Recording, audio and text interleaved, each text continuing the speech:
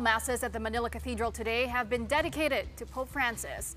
Let's get the latest there from mobile journalist Marymon Reyes. She joins us live tonight. Hi Marymon.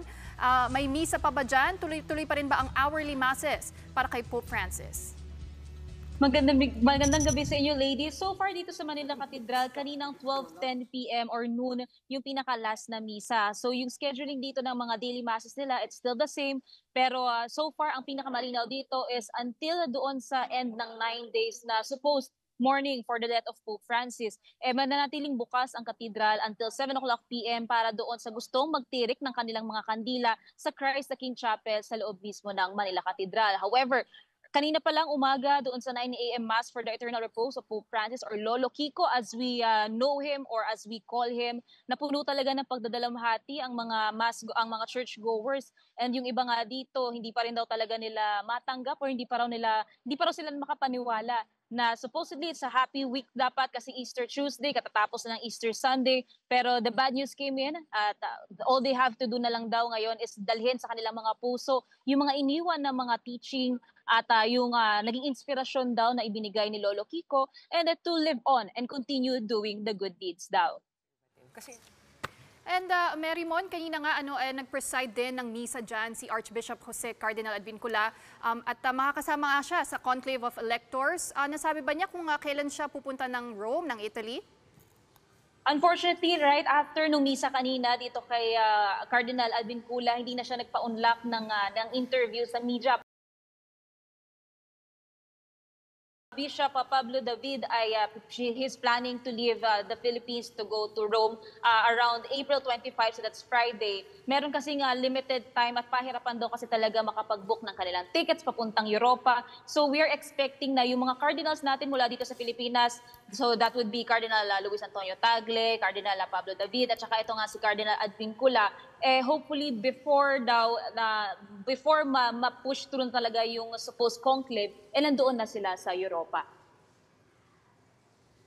Okay, and Marymon, ang alam din namin is mayat-mayat yung pagkalimbang ng mga bells, church bells dyan sa Manila Cathedral. Is that still ongoing? And ano ba yung relevance niyan?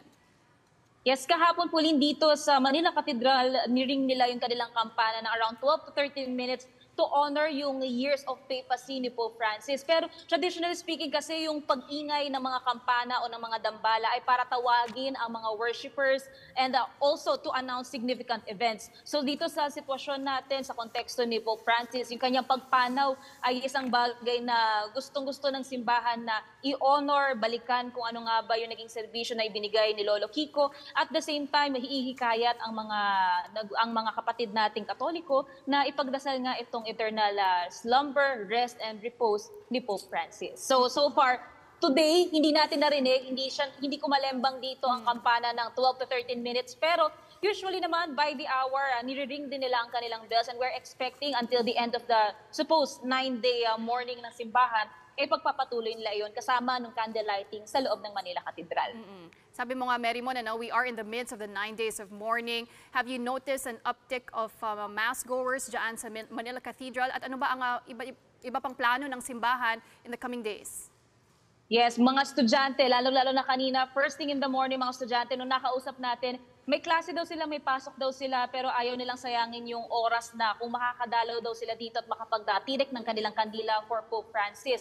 Kasabay nito, marami ring mga turista na pumunta dito sa Manila Cathedral dahil alam nga nila na merong Eucharistic celebration na gagawin for the eternal repose of Pope Francis. Pero kasabay naman ito, doon sa loob ng 9 days na morning ay pagpapatuloy yung kanilang daily masses, which would also include sa petitions itong pamapayapang pamamahinga ni Pope Francis. Same goes din sa daily prayers, at kung meron naman daw ditong gagawa ng kanilang personal vigils or prayers, open naman ang simbahan hanggang 7 p.m. nga, lalong-lalo na doon sa magtitirik ng kanilang kantila or maybe mag-o-offer ng kanilang mga bulaklak sa Christ the King Chapel sa loob.